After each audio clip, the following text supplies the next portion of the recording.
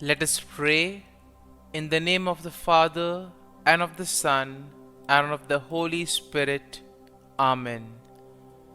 O Jesus, through the Immaculate Heart of Mary, I offer you my prayers, works, joys, and sufferings on this day for all the intentions of your Sacred Heart, in union with the holy sacrifice of the Mass throughout the world, in reparation for my sins, for the intentions of all my relatives and friends, and in particular for the intentions of the Holy Father. Amen. Let us pray for the intentions of the Holy Father for the month of May, for church movements and groups. We pray that church movements and groups may rediscover their mission of evangelization each day, placing their own charisms at the service of needs in the world. Our Father, who art in heaven, hallowed be thy name. Thy kingdom come, thy will be done, on earth as it is in heaven. Give us this day our daily bread, and forgive us our trespasses, as we forgive those who trespass against us. And lead us not into temptation, but deliver us from evil. Amen. Hail Mary, full of grace, the Lord is with you. Blessed are you amongst women, and blessed is the fruit of thy womb, Jesus. Holy Mary, Mother of God, pray for us sinners, now and at the hour of our death. Amen. Glory be to the Father, and to the Son, and to the Holy Spirit, as it was in the beginning, is now, and ever shall be, world without end. Amen. My dear friends, as we enter in the presence of the Lord, as we have decided to spend this time with the Lord this morning, let us begin by thanking the Lord for all the good things, for all the blessings, all the graces that He has given us all through our life. But sometimes we see that because of our busy schedule, or because of the activities that we are involved in, we sometimes fail to recognize all these graces that the Lord has given us. And therefore, today in a very special way, let us recognize those graces. Some of these blessings, which may appear to be quite small, quite insignificant, nonetheless we see play a very significant role in our lives. And therefore, let us close our eyes at this moment and let us praise the Lord. Let us thank Him for the gift of this day. He has woken us up this morning. He has given us good health of mind and body. He has protected us all through the night. And for this, Lord, we thank you. Lord, we also thank you for the various gifts, the various talents that you have given us. Talents which we may use for the benefit of others, or which we may use to grow and become better individuals. Lord, we also thank you for the gift of people in our lives. We thank you for our family members, friends, relatives, near and dear ones, and all those who play a very important role in our lives. On many occasions, we have seen that it is because of the hard work, dedication of these individuals that we have developed and we have grown in our lives. And therefore, Lord, we thank you for these people, for these individuals who have dedicated their time and effort and have helped us become better individuals. We also thank you, Lord, for the opportunities that you have given us. We also thank you for the experiences. There have been good experiences which we would want to cherish and remember always. But there have always been also the experiences that have taught us many things. And therefore, Lord, we thank you for all these not so good, not so pleasant experiences, because they too have helped us to grow in various ways. And Lord, we also thank you for all the good things and the blessings that you continue to shower on us at every moment of our lives. Lord, you have always kept us in your love. At every moment, your gaze is upon us. You are there, constantly guiding and protecting us. And therefore, Lord, for this, we thank you, we praise you, and we glorify you. And Lord, as we gather together in worship to offer this morning offering, we pray that this day may be a day of joy and blessings in your name. That whatever we do today, you may be there to guide us and protect us. And therefore, my dear friends, today we shall reflect and meditate on Psalm 54. And as usual, we shall have a general overview of the psalm, and then we shall go into the details. Now, Psalm 54 is a prayer of lament that is written by David. And here he is asking for God's help and protection against his enemies. Now, the psalm is structured in three parts. First, we have an introductory plea for God's help, which can be found in verses 1 and 3. Then you have a description of David's enemies and his trust in God's protection, which we will find in verses 4 to 5.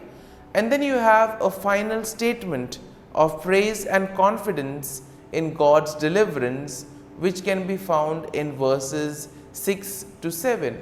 And therefore, overall, looking at Psalm 54, we see that it expresses David's plea for God's help. And thus, David is also asking God to give him his protection against his enemies. And here we can also see the trust that David has in God's faithfulness and protection. Now we see that David contrasts God's faithfulness with the deceitfulness of his enemies, and therefore he takes refuge in God's name, knowing that he will be protected. And here we see that the psalm emphasizes the importance of turning to God in times of trouble, of having faith and trust in the Lord, and at the same time the hope and confidence that comes in trusting in God's deliverance. And therefore, verse 1 of the psalm begins with David's plea for God's help, asking God to save him by his name and vindicate him by his might. And here we see that David is in distress and he feels helpless against his enemies. And then we see that he turns to God for help. Now, verse 2 describes David's enemies. And how are they described? They are described as strangers and violent men who seek his life. Now, these enemies of David are not named, but they are likely to be associated with the time when David was fleeing from King Saul. And therefore, David notes that these enemies do not set God before them, meaning that they do not fear God or acknowledge his sovereignty. And therefore, this is a good message for us also when we are faced with difficulties, when we have difficult moments in our lives. We can always turn to God, who is ever willing to protect us. Now, verse 3 continues with David's plea for God's help. And here we see that David is asking God to hear his prayer and give ear to his word. David trusts in God's faithfulness and in his ability to answer prayers. And here we also see that David asks for God's mercy and grace in time of need. Verse 4 will then begin the second part of the psalm, in which David describes his enemies and his trust in God's protection. David notes that God is his helper and that he has always been sustained by God's power. Now David will contrast God's faithfulness with the deceitfulness of his enemies. And here we see that David sees his enemies as those who seek to harm him even though he has done them nothing wrong. Sometimes we too may have the same feeling. We have done everything right, but still there are people who persecute us, people who do evil against us. And in this time we can relate to David and see how he went about.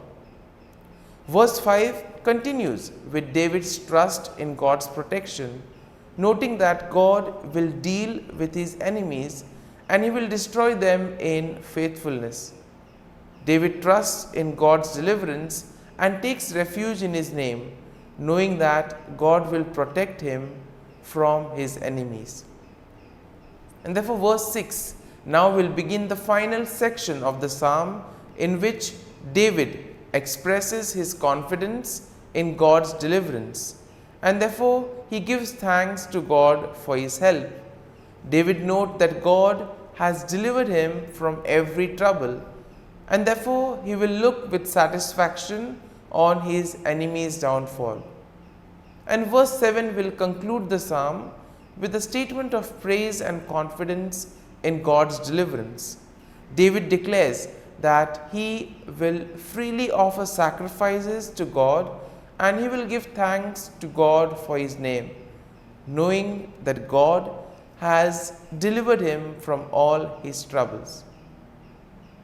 And therefore, my dear friends, as we reflect on Psalm 54, as we allow the psalm to sink in, to take root in us, let us now focus our attention on a particular thought or a particular verse that would have touched us. And let us remain with that verse, let us remain with that thought, allowing the Lord to guide us, allowing the Lord to show us what is the right path that He has chosen for us. And therefore, my dear friends, as we continue to reflect on this psalm, let us ask the Lord to be with us, guide us, and show us the way. And we ask Him that throughout today's day, that He may be with us, helping us, guiding our steps, helping us to do His will, and thus help Him in building the kingdom of God. And now, we shall spend a few moments in silence, reflecting on this, asking the Lord to guide us, to show us that He is there with us even in our moments of trials and difficulties.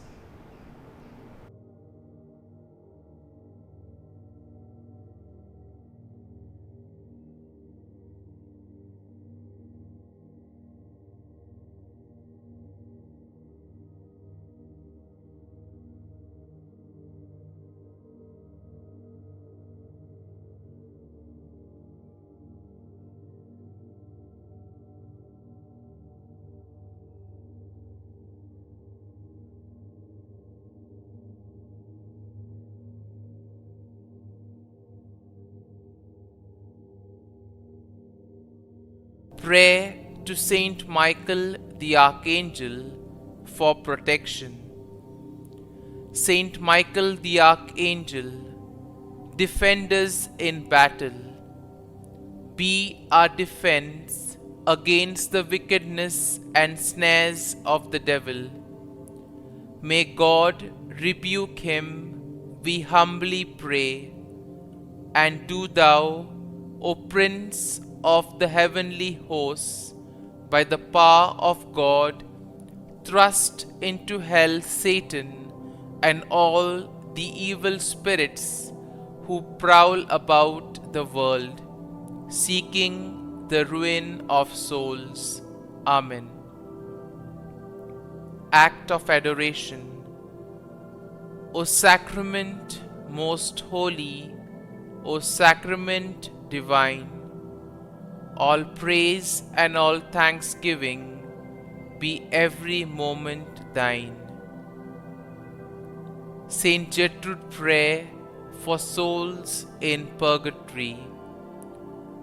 Eternal Father, I offer Thee the most precious blood of Thy divine Son, Jesus, in union with the masses said throughout the world today, for all the holy souls in purgatory, for sinners everywhere, for sinners in the universal church, those in my own home and within my family. Amen.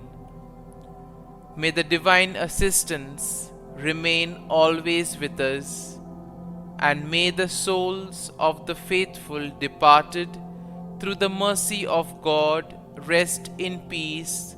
Amen. Glory be to the Father, and to the Son, and to the Holy Spirit, as it was in the beginning, is now, and ever shall be, world without end. Amen.